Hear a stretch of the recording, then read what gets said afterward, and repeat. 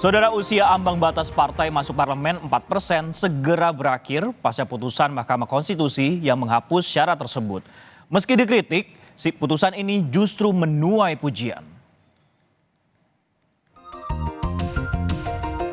Usia ambang batas partai masuk parlemen 4% akhirnya kini hanya di 2 pemilu, yakni 2019 dan 2024. Setelah syarat ini dihapus hakim-hakim Mahkamah Konstitusi yang menyatakan syarat tersebut inkonstitusional alias bertentangan dengan Undang-Undang Dasar 1945.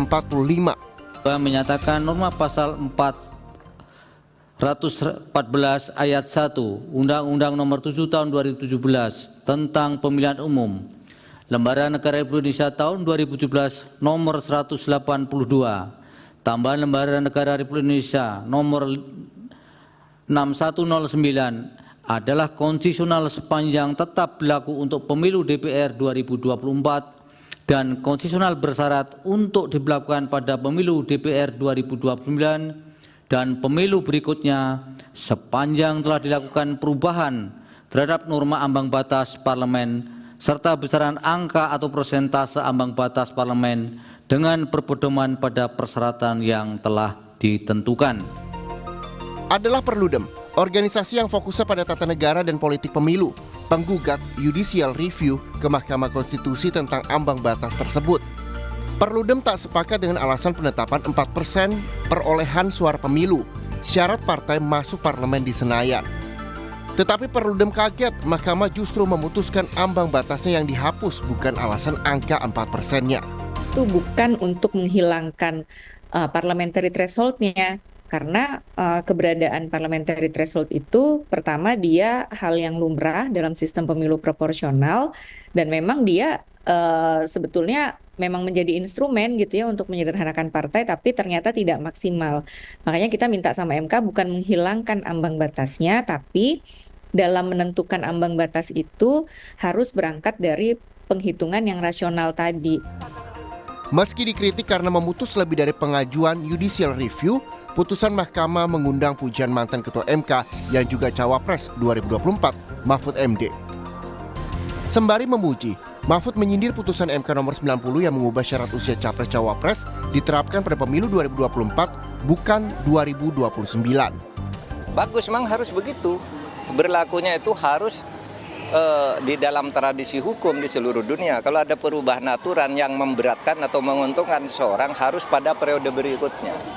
Termasuk misalnya seharusnya usia calon presiden, wakil presiden itu kalau mau berlaku pemilu yang akan datang seharusnya ya. Dan itu sudah disuarakan, tapi waktu itu MK-nya ya begitu memutuskannya. Meskipun itu sebenarnya substansinya putusan itu salah. Sebelum pemilu 2029 ya, artinya nanti pemilu 2009 itu diubah dulu kan undang-undang, bunyinya kan mengubah undang-undang dulu, ya kan, diubah dulu nanti berapa kan itu belum tentu berarti 0 juga, ya, tapi dia menghapus lalu apa syaratnya? Syarat ambang batas ada di Undang-Undang Nomor 7 Tahun 2017 yang juga isinya diubah saat syarat usia Capres-Cawapres.